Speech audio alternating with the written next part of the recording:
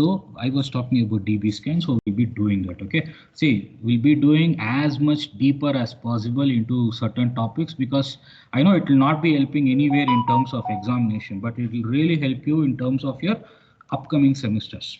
Okay, so only I'm not losing any chance to make sure that I'm taking a class. So all this entire week we'll be having classes, maybe except for Saturday. Okay, uh, assignment, everything is already given. The same thing will be coming for your uh, internals also. Make sure that you people are writing it everything properly. Okay, and also the assignments, it should be all three. I'm talking about all three should be submitted before 8th. 8th is Sunday. Okay, because 9th and 10th your seniors have project Viva, that exam. 9th and 10th everyone is busy. Okay, by 10th everything should be completed. Okay, from 11th you should forget everything in terms of up to 6 sem. You have to go back into your 7th, go into your 7th sem and start learning there. Okay, that's very important. Yeah, let's go into this. What is this DB scan? I was talking about this in yesterday's class also. What is this basically? And why do you need this DB scan? First of all, DB scan basically means what? It is nothing but density based. Okay, see this one. I'm talking about DB scan. There's a name for it. There's a full form for it, to be precise. It's basically density based spatial clustering. Spatial clustering means that there is something involved in terms of space. Okay, spatial clustering applications with noise. So there's something called even noise also coming through. So these things you got to keep in mind. Okay, so then what is the next thing to be kept in mind? Or the worst, why do you think the DB scan is required first? DB scan is very much required because of a very simple problem that k-means or hierarchical clustering, they cannot do, or they cannot cluster data if it is of any sort of arbitrary shape or random shape. They cannot do it. Yesterday I show you the example also, but they will not be able to do that. Okay, if they do that, you know very clearly how they group it. Okay, yesterday I show the example also. So why do you need DB scan then? You need DB scan, okay, or d-density based spatial clustering of applications with noise. If you want to cluster the data, okay, when you have something called outliers coming in. So it is very much robust to outliers. Okay, and next one, it does not require the number of clusters to be told. Okay, this is very important, right? This does not require any number of clusters to be told before, unlike k-means, right? Very much unlike k-means. Okay, where we have to clearly specify the number of clusters that we are going to do. Next, what's the next thing? DB scan is a mathematical aspect of it. What is the meaning of mathematical aspect? You have two things that are going to come in this. What are those two things? You have two formulas or two terminal, not two, basically three formulas that are going to come with it. The first one is epsilon. The second one is with regard to mean points. Okay, minimum points is what we call. Then the third one is with regard to the core point. So what is this basically? Okay, if you know this, then you know the mathematical implementation of DB scan. First and foremost, what is epsilon? It is the radius. That's the first thing. Okay, it is a radius of the circle to be created around each data point. So you have a data point, you are going to create a radius around it, right? That radius is known as epsilon. Okay, then the mean points. What is the meaning of mean points? Is the minimum number of data points. Okay, understand this? This is nothing but a minimum number of data points that are inside that circle. So what is the number of data points that you have inside that circle will be specified using your mean points. Okay, inside the circle for that data point to be classified as a core point. Okay, what is the number of things that you need so that it will be classified as a core point? You will not be understanding what is all this. But once we do one problem, not problem, once we sort of represent some things, then you will get to know what I'm really talking about. Okay, so let me do that first. So what is going to happen here? Okay, we are going to take one example. Okay, we're going to take one example and we are going to figure out how it is all done. So how do you mean by example? Example again means, I'm talking about spatial clustering. What's the meaning of spatial clustering? First of all, what is spatial? something, the data points are looked as if they are, lying in a space. Okay, they are very much lying in a space. Okay, so let me take, of course, we take it in form of like this only. Okay, we want a two-dimensional plane. It's a two-dimensional plane. What you see here, the graphs, what you used to write in school level, college level. Okay, it's a two-dimensional one. If you need a three-dimensional one, you are going to see why you call two-dimensional, because you have an x-axis, y-axis. When you need a three-dimensional, you will be having one more thing called z-axis. Okay, height, length, and of course the breadth or the depth of it. Okay, mathematics again, very important. Okay, very important. There's a course that is happening in NPTEL. Okay, I've been saying it for a very long time. It's a very famous course that is happening in NPTEL as of now. Okay, it's called Mathematics for Machine Learning. It's a very complex course if you don't really sort of understand few things, but I suggest you to sort of do that. I'm talking about, again, the course name is Mathematics for Machine Learning. Okay, mathematics for data science, mathematics for machine learning. I'm not really sure, because I've seen that course and they talk a lot related to statistics, linear regression, all those things. Okay, it's a very good course, but again, a little bit complex because you're going from a CSE background. Okay, but if you understand that, the other aspects of the machine learning, all those things will become easy. Okay, so you could always try that. Okay, even if you don't really clear it also, you can try that. Okay, so let me take one example. Okay, this is the example I'm talking about. Okay, I'm just taking some random data points right here. Okay, and then I need to figure out what is the most important part. That's the thing. Okay, now think these are data points. Okay, don't see the the handwriting neatness and all. You understand topics. Okay, I'm not writing an exam here. Okay, for seeing the neatness and all. Okay, because there's certain limitations even in terms of writing here also. Okay, now you see this is my data points. Okay, and they are all represented using our black color. So how do you think the DBSCAN clusters will be working towards it, or how do you think the DBSCAN works toward it? Now we are going to DBSCAN, will be creating a circle of epsilon radius. Okay, again, understand, they're going to create a circle of epsilon radius around each and every data point. Okay, around each and every data point, and they will be classifying them as core point, border point, and noise. Okay, so if I do that, okay, what is the meaning that I'm trying to do here? I'm going to write a circle everywhere. Okay, so it's basically like this. I'm going to take an epsilon circle like this. See, when I'm writing an epsilon radius like this, keep in mind that all this radius will be of same length. Okay, it will all be of same length.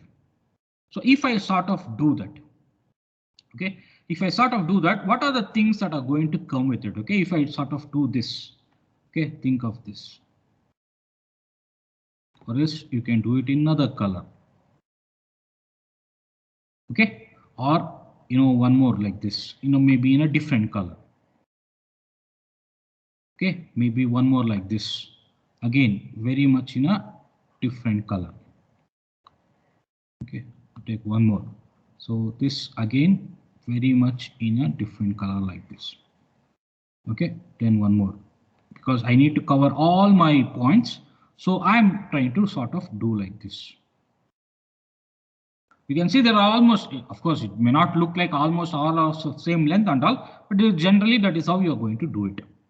Okay, this is what you are going to do here. We take one example right from here itself. Yeah, I hope this is what you can see here. Okay, see, this is what it was. Okay, so let me sort of zoom so that even better you will understand. It's right from the net itself, so you don't have to worry. Okay, I'm going to take very small simple examples only, so we can see it's right from the net. Okay, and very famous site. Okay, now see, this is how I'm going to name all these things. Okay, now what is the thing that you can see very clearly here, that each and every data point is having a circle. Okay, each and every point is being circled using epsilon radius. What's the next thing? A data point is a core point. How do you call it as a core point? If the circle around it contains minimum number of points. Okay, if you have minimum, see, you can see this E is nothing but your epsilon.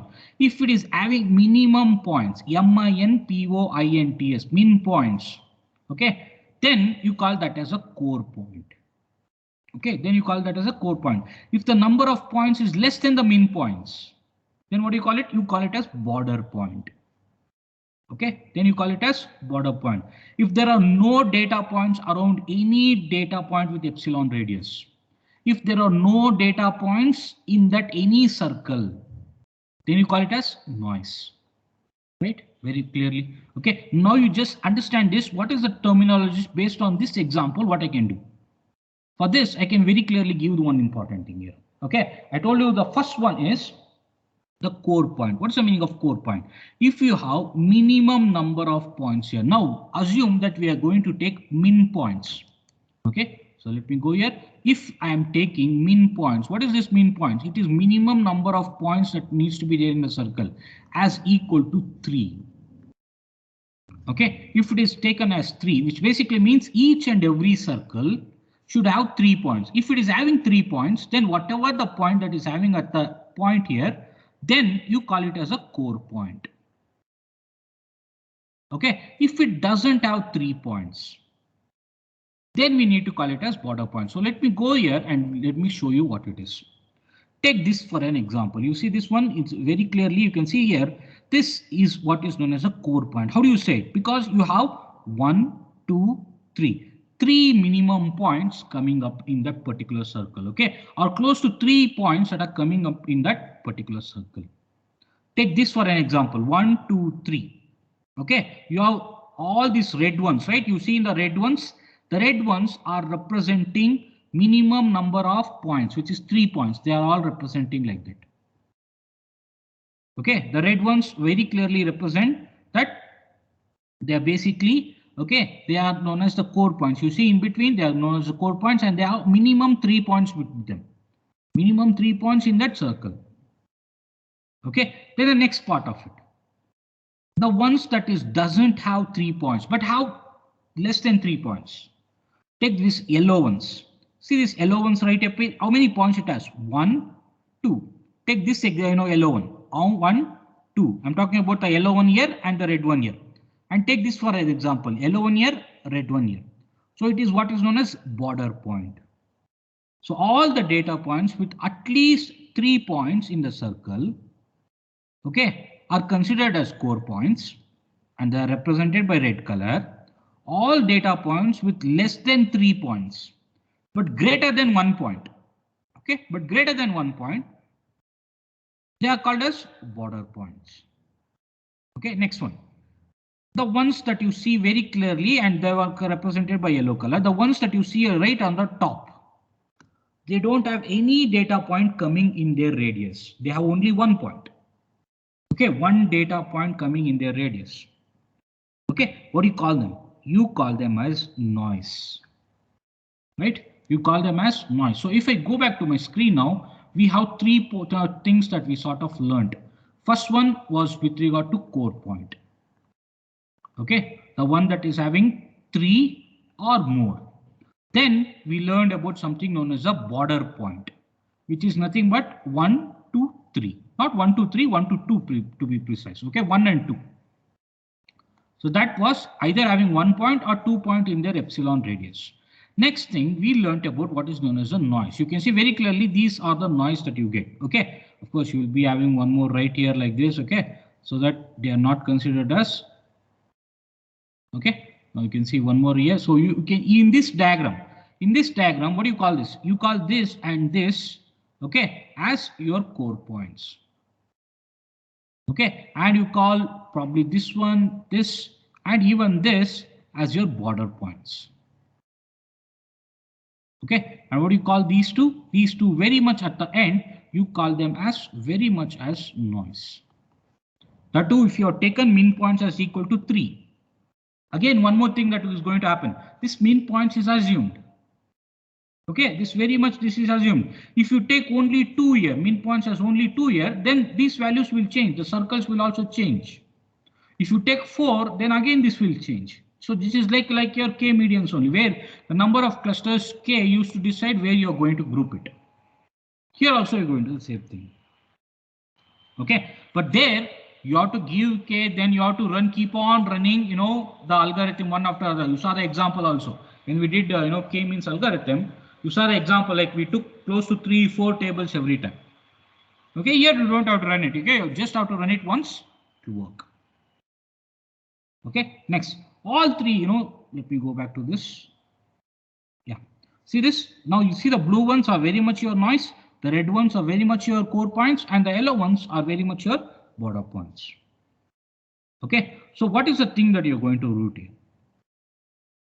What is the use of, how do you figure out the distance first of all? The distance is again find out using a very simple thing called Euclidean distance. Okay, of course you can use other methods also, but generally the very simplest way of doing it is use your Euclidean distance. Okay, now based on these things, okay, based on whatever you saw here, there are other things also to be kept in mind. What are the other things? Okay, there are other, it's okay, I'll just clear this. Yeah. So what are the other things that you're going to think of? Two concepts, okay, two important concepts that will become. First one is with regard to what is known as reachability, how well it is able to reach. Okay, I'm going to talk about the formal definition later. The second one is known as connectivity. Reachability and connectivity, two things that becomes very important. Okay, reachability, what does it say? Reachability very clearly says if a data point can be accessed from another data point directly or indirectly, that's called reachability. So from one data point, if I'm able to access to one more data point, either directly or indirectly, then I call it as reachability. What is the meaning of connectivity? Okay, states us if there are two data points belong to the same cluster or not. Okay, if they belong to the same cluster, they will call it as connected. If they don't belong to the same cluster like this, then you would call it not connected, unconnected. Okay, so in terms of reachability and connectivity, 2 points in DBSCAN can be referred as what? We are going to write the next important topic of it, the next important part of what you are going to read, okay, based on these two concepts, reachability and connectivity. Okay, the three things that become very important. First one is directly, again, I told you very clearly this, either directly or indirectly, right? So directly density reachable. Okay, second one is density reachable. Okay, I'm going to take in terms of example, I'm going to say it anyway. Okay, then you call it as density connected. Why density is coming here? Because that is what you're going to start off studying. We are talking about density based clustering. Okay, so let's understand with an example. You see this in terminologies, probably will not understand. But if we take one example, probably you will be able to understand it in a better way. Okay, so let me take one example.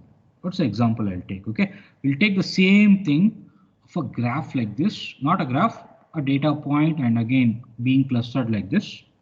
Okay, we have various data points. So let me take the data points. So just random data points. Okay, these are nothing but your data only, but represented in terms of clustering. Okay, now. Okay, so for this, see the data points, there's a circle, there's a cluster that's been formed. So let's understand few terminologies. Okay, first and foremost, this distance from right to here is known as what? It's known as epsilon. Okay, it's known as epsilon because that's called that's a radius, right? It's called very much your epsilon. Now, if I take one point, okay, what is a point? I'll take a point like this, x. A point X is directly density reachable from point Y. Okay, first time I'm talking about the first term is directly density reachable from point Y. You may be wondering where's point Y. I'm going to show you where's point Y. Okay, with regard to epsilon. So what is the meaning of that? Very simple. If I take this as point Y, this X is very much directly reachable.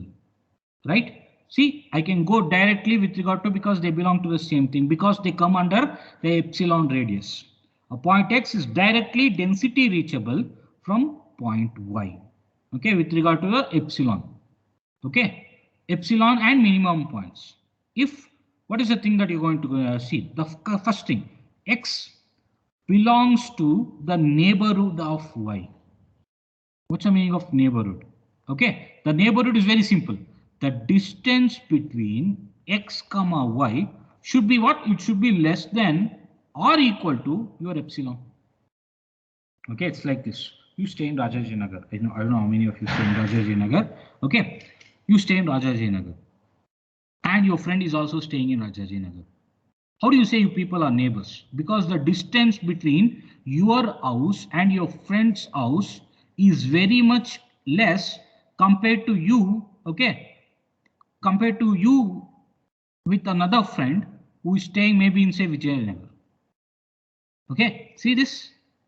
This is my Vijayanagar comparison. This is my Rajajinagar comparison. I call this guy, Rajajinagar guy, as my neighbor because the distance between we two is very much less than the distance between these two people.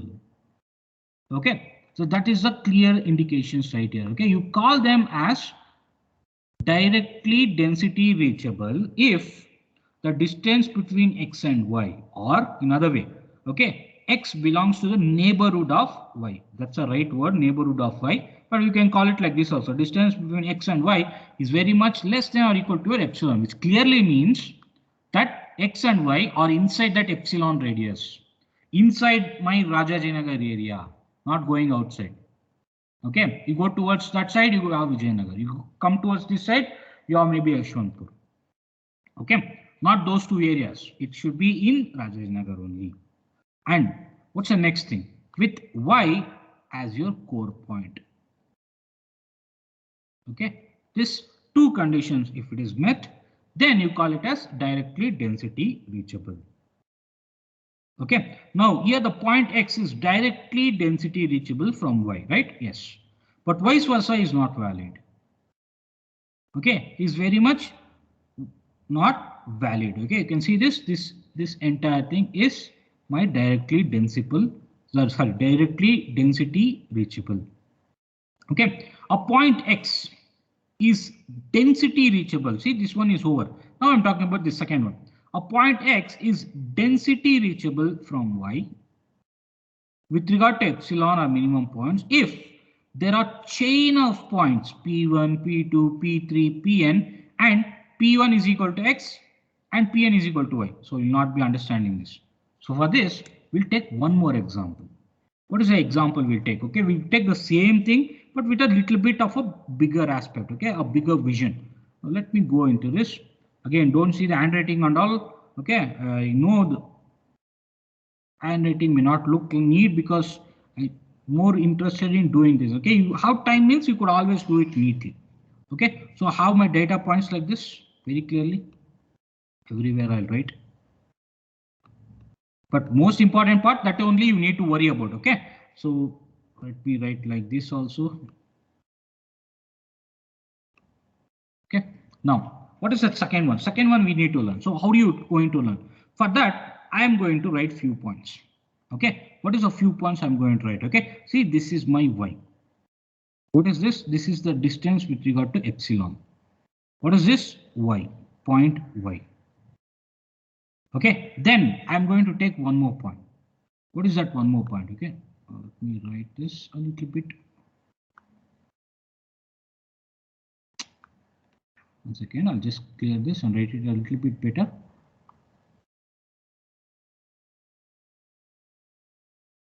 Yeah, because I need three things coming on a picture, right? So this is the point I need. Okay, now look into this. I am going to write one more point. Okay, so these are my data points like this. I'm going to take one more point like this. What do I call it? I call it as P3. What is that P3? We'll get to see. Okay, then from P3,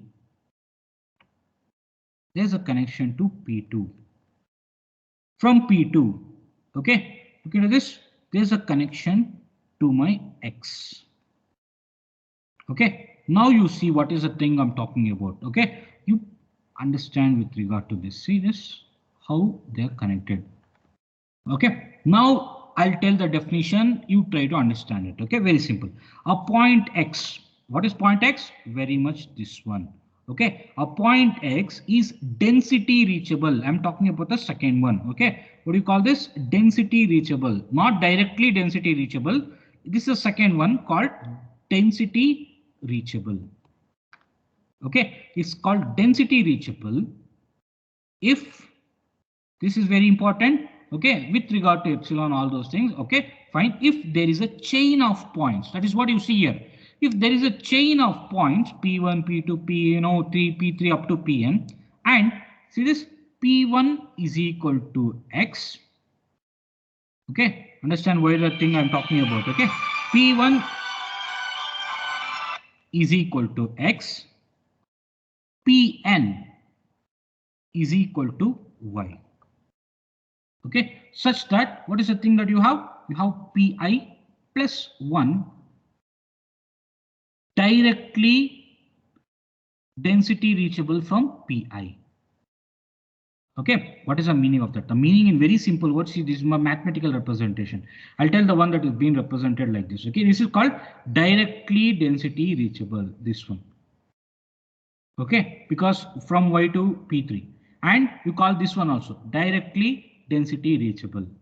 Between these two, this is also directly between here to here, directly density reachable, here to here, directly density reachable, from here to here, directly density reachable. Okay, then what's the next thing? Next thing is very simple. If I want to represent X and Y, I call it density reachable because they go with the flow of points. Okay, they go with what is known as the flow of points. Okay, here X is density reachable from Y, with X being directly density reachable from P2, P2 from P3, P3 from Y. Okay, but the inverse is not valid. Okay, but the inverse is very much not valid.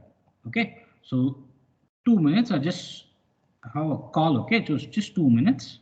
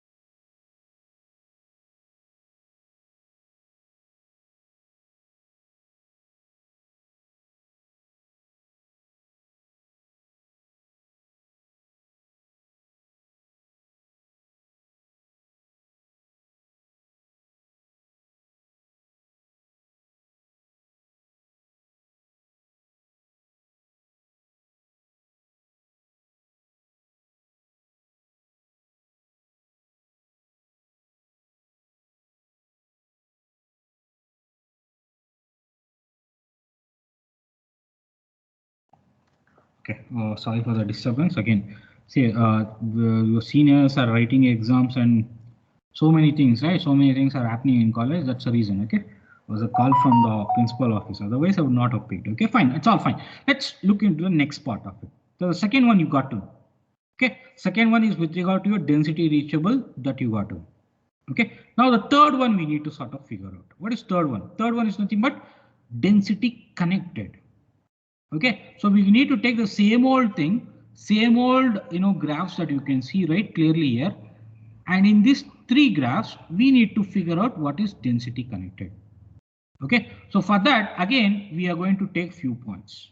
Okay, so let me take a point A, assume that there are things. Okay, so let me take a point O here, again point P, and you have points X, you have point Y. Okay, from A to Y. So I'm connecting it, then I'll show what it is. Okay, I'm going to tell you what is the meaning of all those things. Okay, see, and you have what is known as X. Okay, so based on this, what you can say, a point X is density connected. Okay, is density connected from point Y. Where is X and where is Y? That you need to know. So you see, this is very much your X, this is very much your Y. Okay, is density connected with regard to point Y, with regard to, of course, epsilon mean points, if there exists a point O. See this is your point O. If there is a point O such that X and Y are density reachable from O. See, from O, is my X density reachable? See, from O I can go like this, go like this. So it is very much my density reachable. From O, can I go to A and can I go to Y? Yes. So here also it is density reachable. So X and Y, what do you call it? You call them as density connected. Okay, again the same old example. I stay in Rajajinagar. Okay, if I can go to Yeshwanthpur, if I can go to Vijayanagar, then can I directly say that Vijayanagar and Yeshwanthpur are very much clearly connected? Okay, they are connected because there is a point that is connecting both. Then obviously, this and this are very much connected. Okay, so what do you call them? You call them as X is density connected with regard to epsilon and main points. If again the same thing, if there's a point O such that X and Y are density reachable from O. Okay, now you can see very clearly here both X and Y are density reachable from O. Therefore, we can very clearly say that X and Y is density connected.